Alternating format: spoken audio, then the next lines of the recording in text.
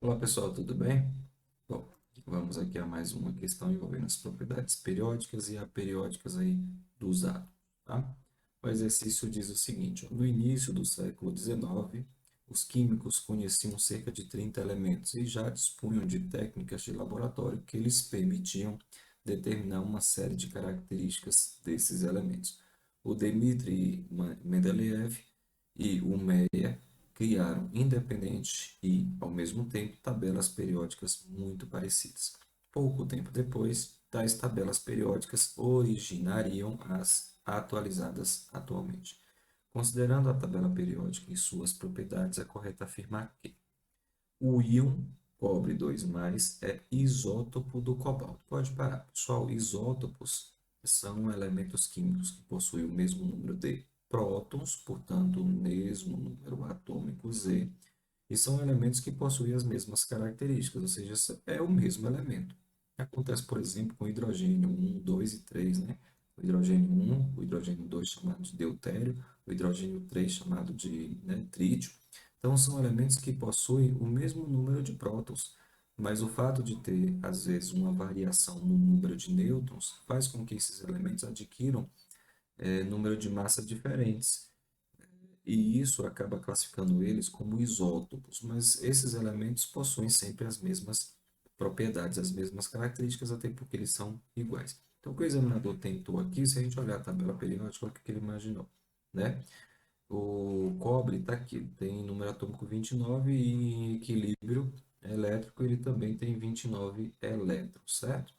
Então, ao perder dois elétrons, portanto, se tornar um cátion, ele ficaria com 27 elétrons. E aí o examinador imaginou, né, que o candidato ia confundir 27 elétrons do cobre, do íon cobre, com o cobalto. Então, o elétron não identifica o átomo, né? Os elétrons, aliás, eles podem, o átomo pode perder, ganhar elétron, compartilhar. Isso não afeta a identidade, as características do elemento. O que mantém, o que identifica as características de um elemento químico é o seu número atômico, tá? Então, questão aqui totalmente errada.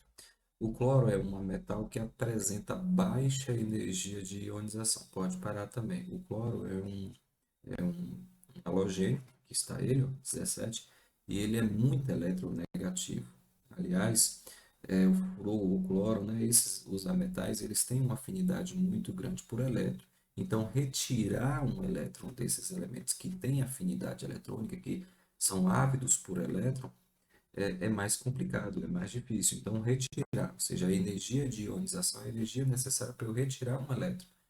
Então, se o cloro é ácido, gosta, né, tem uma eletronegatividade acentuada, tirar esse elétron dele é bem complicado, tá? Então, eu preciso de muita energia e não uma baixa energia de ionização. Então, essa questão também está incorreta. O estrôncio é um metal cujos elétrons ocupam 5 camadas eletrônicas. O estrôncio está aqui, 38. De fato, ele possui 5 camadas eletrônicas, né? Então, a questão coerente e provavelmente vai ser o nosso gabarito. A, D. Três átomos cujos números atômicos são 12. Bem, quem é que tem um número atômico igual a 12? Ele aqui, o magnésio, tá? 34. 34. Nós temos aqui o selênio e o 36, que é o criptônio, é um gás nobre. Então, ele falou que o 34, que é o selênio, é um halogênio. O 12, que é o magnésio, é um alcalino. Bom, aqui já está errado, né? Porque o 12, o magnésio, ele é um alcalino terroso, tá? Alcalino terroso.